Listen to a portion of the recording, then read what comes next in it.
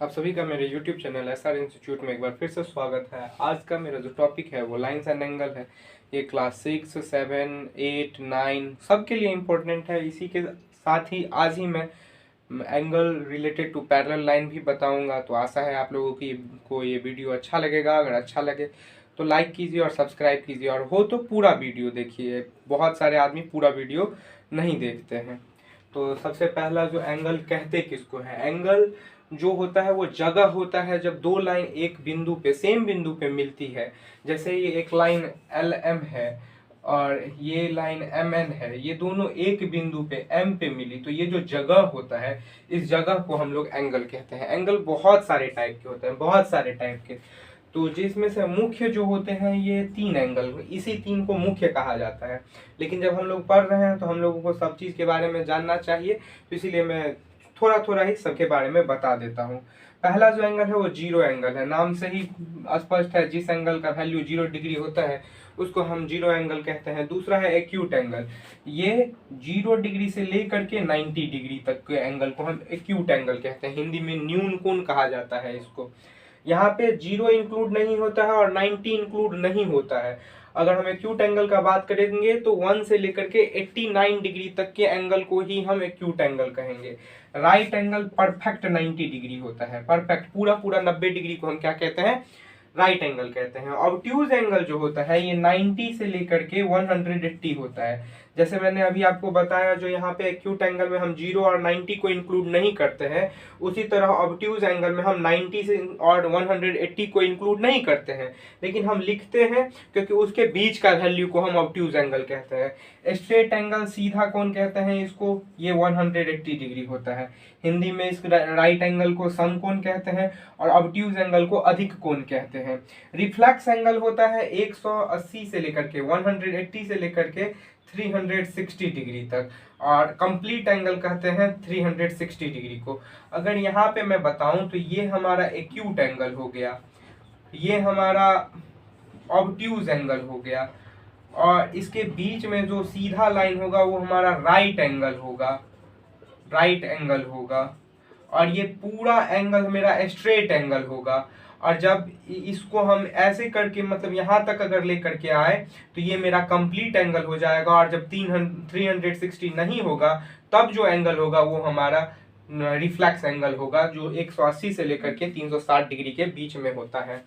तो इतना मैंने आपको बताया। एक बार मैं फिर से बता देता हूं, जब दो रेखा एक सेम बिंदु पे मिलती है तो उस दोनों रेखाओं के मिलने से जो स्पेस बनता है, जो जगह बनता है, उस जगह को हम एंगल कहते हैं। एंगल बहुत सारे टाइप के होते हैं, zero angle, acute angle, right angle, obtuse angle, straight angle, reflex angle और कंप्लीट एंगल।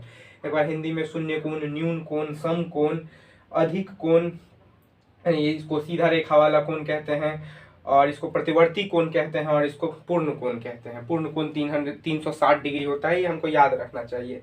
एंगल के जोड़ के हिसाब से, एंगल को जब हम दो एंगल को जोड़ देते हैं उस जोड़ के हिसाब से एंगल दो प्रकार के होते हैं। एक सप्लीमेंट्री एंगल होता है और एक कॉम्प्लीमेंट्री एंगल होता है।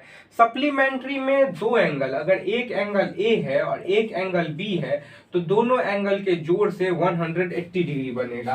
ध्यान से देखिएगा, अगर सप्लीमेंट्री एंगल में दो एंगल हैं तो एक एंगल और दूसरे एंगल के जोड़ से 180 डिग्री बनेगा, और कॉम्प्लीमेंट्री एंगल में एंगल ए और एंगल बी को जोड़ने से 90 डिग्री बनेगा। तो क्वेश्चन में आपको एक एंगल दे देगा और पूछेगा उसका कॉम्प्लीमेंट्री निकालने के लिए, तो आप 90 में से उसको माइनस कर दीजिएगा। और अगर एक एंगल दे दिया और उसका सप्लीमेंट्री निकालने के लिए बोला तो आप 180 डिग्री से माइनस कीजिएगा। ध्यान रखिएगा। उसके बाद छोटे बच्चों के लिए जैसे मैंने एंगल बताया, तो जहां पे दोनों लाइन मिलता है हम उसको वर्टेक्स कहते हैं, और दोनों लाइन जो है वो उसको हम आर्म कहते हैं। ये मैं बताना भूल गया था, भूला क्या था, उतना ज्यादा जरूरी नहीं था तो मैंने छोड़ दिया था। फिर से कह देता हूं, सप्लीमेंट्री एंगल दो एंगल के जोड़ से 180 डिग्री बनता है, और कॉम्प्लीमेंट्री एंगल दो एंगल के जोड़ से 90 डिग्री बनता है। अभी मैंने आपको बहुत सारे एंगल के बारे में बताया था, जैसे सप्लीमेंट्री एंगल, कॉम्प्लीमेंट्री एंगल। तो उसी से रिलेटेड एक है एडजेसेंट एंगल।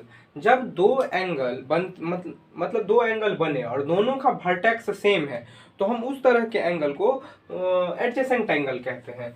जैसे ये एंगल है और इसी में एक एंगल और बन गया। तो गौर से देखिएगा तो इसका जो वर्टेक्स है वो सेम है, ए ओ बी का और सी ओ बी का, ए ओ बी और सी ओ बी का वर्टेक्स सेम है, सेम है जो ओ है। तो इससे पता चलता है हमको जो ये दोनों क्या है, एडजेसेंट एंगल है। लीनियर पेयर ऑफ एंगल ये भी एक तरह का एडजेसेंट एंगल ही होता है, लेकिन यहाँ पे ध्यान क्या देना है, बस ये चीज नन कॉमन आर्म, जो उनके दो आर्म होते हैं जो मैंने आपको पहले बताया था थोड़ा देर पहले, जो एंगल जो बनते हैं तो उसमें दोनों लाइन को हम आर्म कहते हैं। तो जैसे ये एक लाइन है, ये एक एंगल बना और ये एक एंगल बना, तो इसमें ये तो कॉमन आर्म है, ये दोनों नन कॉमन आर्म था, तो ये दोनों नन कॉमन आर्म अपोजिट होगा एक दूसरे के, ये दोनों नन कॉमन आर्म अपोजिट होगा, ओ सी का अपोजिट होगा ओ बी। तो इस तरह के एंगल को हम लोग लीनियर पेयर ऑफ एंगल कहते हैं। लीनियर पेयर ऑफ एंगल से बहुत सारे क्वेश्चन बनते हैं, बहुत बहुत सारे क्वेश्चन बनते हैं, क्योंकि इसका एक प्रॉपर्टी है जो sum of linear pair of angle, sum of linear pair of angle is equal to 180 degree. Sum of linear pair of angle is equal to 180 degree. ये बात का हमको ध्यान में रखना है। जो रेखीय युग्म, इसको हम लोग हिंदी में रेखीय युग्म कहते हैं, रेखीय युग्म के जो हम दोनों कोण को जोड़ेंगे तो हमको उन दोनों कोणों का योग कितना आएगा, 180 डिग्री आएगा। ये बहुत ज़्यादा इंपॉर्टेंट था। अब मैं आपको पैरेलल लाइंस के एंगल के भी बारे में अभी ही बताऊंगा, थोड़ा थोड़ा आप लोग देख लीजिएगा।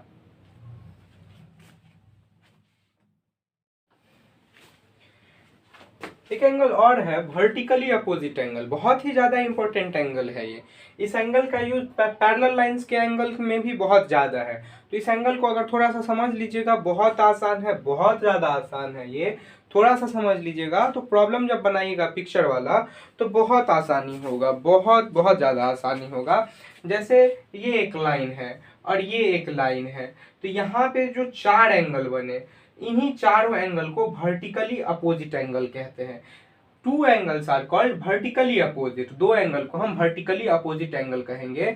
जैसे अभी मैंने आपको लीनियर पेयर ऑफ एंगल बताया था कि उसमें सिर्फ और सिर्फ एक अपोजिट साइड होता है, नन कॉमन साइड जो होते हैं अपोजिट होते हैं, लेकिन यहाँ पे दो पेयर ऑफ अपोजिट रेज होना चाहिए। तो आप ध्यान से देखिएगा तो ये भी एक अपोजिट रेज है और ये भी एक अपोजिट रे है, एक ये और एक ये, तो इसीलिए हम इसको वर्टिकली अपोजिट कहते हैं। बनाने में मदद क्या करता है हमारा, जो अगर मैंने ये इस एंगल का वैल्यू निकाल लिया तो ये ऑटोमेटिक इस एंगल के बराबर हो जाएगा, और अगर मैंने इस एंगल का वैल्यू निकाल लिया तो ये ऑटोमेटिक इस एंगल का बराबर हो जाएगा। बहुत ज्यादा इंपॉर्टेंट है ये, पैरेलल लाइन में भी यूज होता है, दिखाएंगे अभी आपको हम कुछ ही देरों में।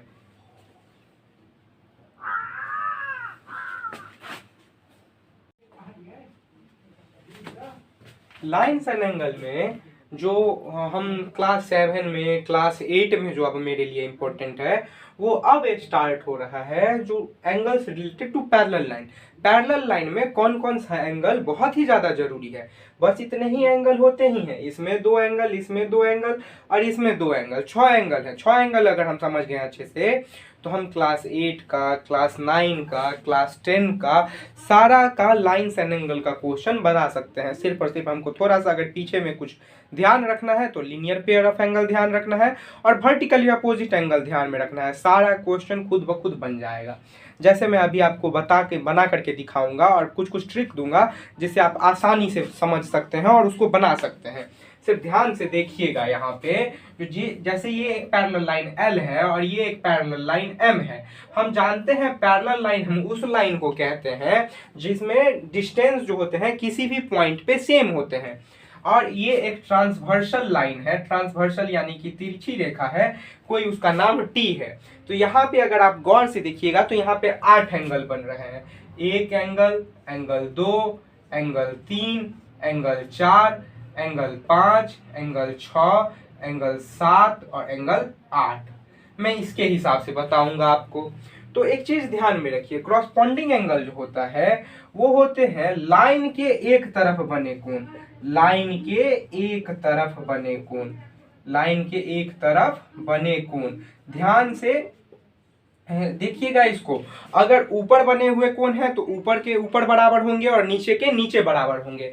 जैसे लाइन, इस लाइन के ऊपर एंगल 2 बना हुआ है तो इस लाइन के ऊपर एंगल 6 बना हुआ है तो एंगल 2 बराबर होगा एंगल 6 के। इस लाइन के ऊपर एंगल 1 बना हुआ है और इस लाइन के ऊपर एंगल 5 बना हुआ है तो ये एंगल 1 बराबर होगा एंगल 5 के। अब लाइन के नीचे वाले कोण एंगल 3 जो है वो बराबर होगा एंगल 7 के और एंगल 4 जो है वो बराबर होगा एंगल 8 के। ध्यान रखना है हमको इस बात के का, जो क्रॉस कॉरेस्पॉन्डिंग एंगल जो होता है, हिंदी में हम इसको संगत कोण कहते हैं, संगत कोण कहते हैं। ये लाइन के एक तरफ बने कोण होते हैं और लाइन के एक तरफ बने कोण क्या होते हैं, बराबर होते हैं। ऊपर में जो एंगल 2 बन रहा है वो एंगल 6 के बराबर होगा, एंगल 1 जो बन रहा है वो एंगल 5 के बराबर होगा। बहुत ज्यादा ध्यान रखिएगा इस बात का। अल्टरनेट एंगल जो होते हैं, अल्टरनेट एंगल, इसको हम लोग हिंदी में एकांतर कोण कहते हैं, एकांतर कोण कहते हैं इसको। ये एंगल जेड बनाते हैं। तो ध्यान से देखिएगा आप, तो यहां पे एक जेड बन रहा है और एक जेड उल्टा यहां पे बन रहा है। तो अल्टरनेट एंगल जो होते हैं उनको हम आसानी से समझने के लिए उसको भी दो भाग में बांट सकते हैं, उसको हम दो भागों में बांट सकते हैं। जैसे एक है interior angle, alternate interior angle, alternate interior angle और अल्टरनेट एक्सटीरियर एंगल। एक अल्टरनेट इंटीरियर एंगल और एक अल्टरनेट एक्सटीरियर एंगल। बहुत आसान है, याद रखिएगा। जो अल्टरनेट एंगल जो होते हैं यह जेड बनाता है, यह जेड बनाता है, हमेशा याद रहेगा आपको। याद रखिएगा, वर्टिकली अपोजिट एंगल डमरू की तरह बनता है, ऐसे ऐसे। कॉरेस्पॉन्डिंग एंगल जो होता है वो लाइन के एक तरफ बने कोण होते हैं और अल्टरनेट एंगल जो होता है वो जेड बनाता है। ये अगर याद रखिएगा तो आपको हर एक क्वेश्चन में आसानी से क्वेश्चन आपका सॉल्व होता रहेगा। तो अल्टरनेट इंटीरियर एंगल, इंटीरियर मतलब लाइन के बीच में बना हुआ, तो यहाँ पे जेड बनाया तो एंगल 3 बराबर होगा एंगल 5 के। और उसी तरह अगर उल्टा जेड बनाया तो एंगल 4 बराबर होगा एंगल 6 के। और जब ये एंगल 3 और एंगल 5 अंदर में बना तो बाहर में भी बन रहा है, तो एंगल 2 बराबर हो जाएगा एंगल 8 के और एंगल 1 बराबर हो जाएगा एंगल 7 के। बस हो गया। अब थोड़ा सा हमारा कॉन्सिक्यूटिव इंटीरियर एंगल बचा हुआ है और देखिएगा बहुत आसानी से इसमें समझ में आ जाएगा। तो इसका मतलब होता है कॉन्सिक्यूटिव, कॉन्सिक्यूटिव का मतलब लगातार, लगातार। बहुत आसान है, ये मैं यहीं पे समझा देता हूं। जो इस दोनों का जोड़ जो होगा वो 180 होगा, इस दोनों का जोड़ 180 होगा। अगर हम इस दोनों को भी जोड़ेंगे तो ये 180 होगा और इस दोनों को भी जोड़ेंगे तो ये 180 होगा। फायदा हमको कहाँ होगा, जैसे इस एंगल का वैल्यू हमको दे दिया, इस एंगल का वैल्यू नहीं दिया, तो हम उसको 180 में से घटा करके इस एंगल का वैल्यू निकाल लेंगे और क्रॉसपॉन्डिंग और अल्टरनेट एंगल से हम सारे क्वेश्चन का आंसर आसानी से दे सकते हैं। आशा करता हूं कि आपको ये अच्छे से समझ में आया हो। जो समझ में नहीं आया हो आप कमेंट कर सकते हैं और हमको बताएं। अगर होगा तो मैं कल या परसों इस पे कुछ प्रॉब्लम्स जो है RS अग्रवाल के या RD शर्मा के या NCERT के, वो प्रॉब्लम का भी मैं कुछ वीडियो बना दूंगा, तो आप लोग को समझने में आसानी होगी। मैं चाहता हूं जो आप लोग ये देखें, पूरा देखें और इसका नोट्स बना करके रख ले। धन्यवाद।